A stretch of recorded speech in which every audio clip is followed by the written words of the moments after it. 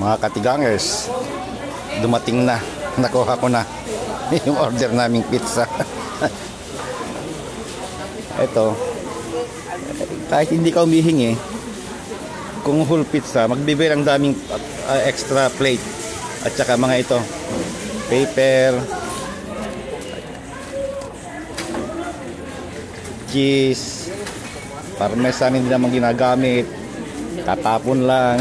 Kung minsan sabi ko I don't need it, pero nakalagay na.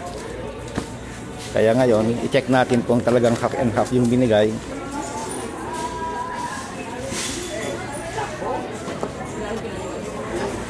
Para masigurado. Ayan, tama, half and half. Ito kalahati cheese, kalahati pepperoni. Kasi yung sa akin yung cheese gusto ko, yung anak ko naman pepperoni. At saka yung kinuha niya yung chicken bake. Kasi itong chicken bake na ito, ang haba ayan, 1 dangkal mahigit. Merienda niya yan mamaya pag ito yung kinain niya muna, yun na yung pinamili namin. Alam mo yung pinamili namin na yan, 18 pieces lang yan. 18 piraso nakalagay sa binibilang ko para hindi magkamali. Binibilang ko tapos titignan ko sa resibo kung ilang piraso yung binili namin. 18 piraso lang yan. Pero ang bayad, nako. May kasama nga akong Pilipina kaya doon. Ba't tumaas na naman yung bigas, sabi niya. Tumaas na naman ng $1 daw yung bigas. Bali yung bigas na yon, yung 11 kilos, 25 lb, 18.99. Plus tax yun, magtatax pa yon. Kaya baka nasa 20 na yon. Kaya mahal ng pamahal. Okay, yun lang. Kailan na.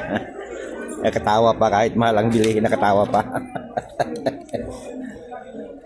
Basta may trabaho. Okay lang. Pero pag walang trabaho yun ang masakit. Kasi walang pera, yung gastos hindi timitigil yan, dire-diretso ang gastos. Araw-araw, minuto yan, nagmagastos ka. Kada kilos mo sa bahay, gastos.